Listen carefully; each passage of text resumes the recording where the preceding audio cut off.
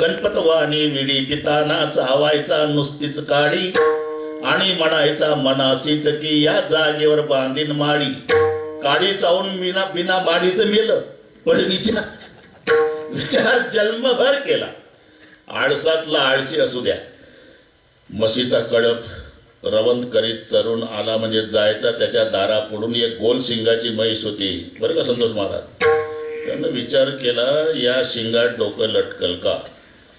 6 महिने विचार केला. एक दिवस सगळ्या कळपाच्या मागं ती म्हैस होती गोल शिंगाची. इकडे तिकडे पाहून घेतलं त्यानं.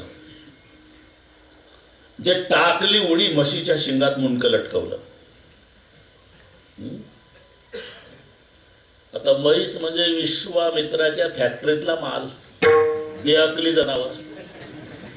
मुंडकं लटकल्याबरोबर म्हैस बोखांडली.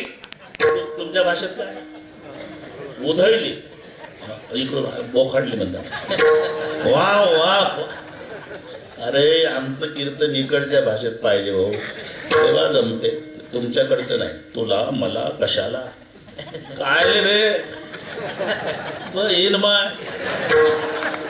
मग जमते इकडे नाही तू पडेल.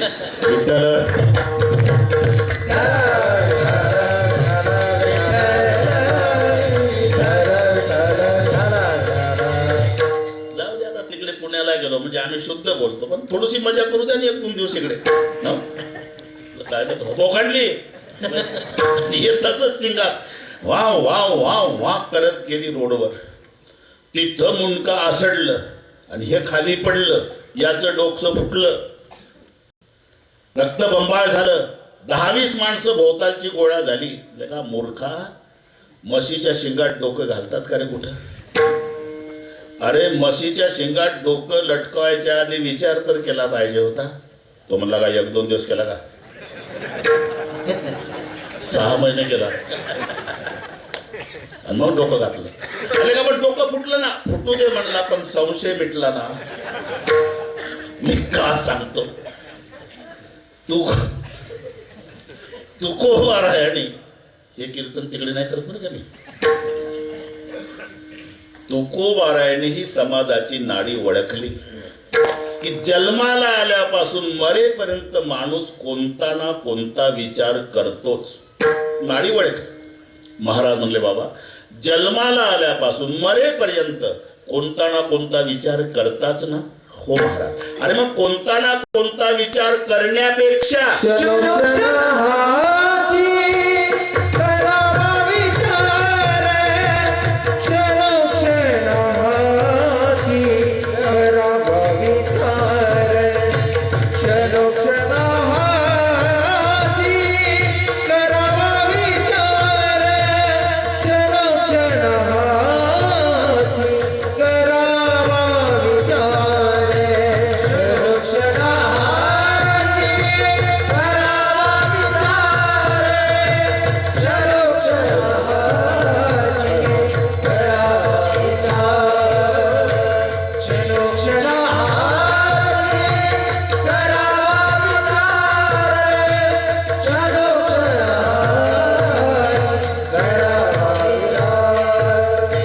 Shano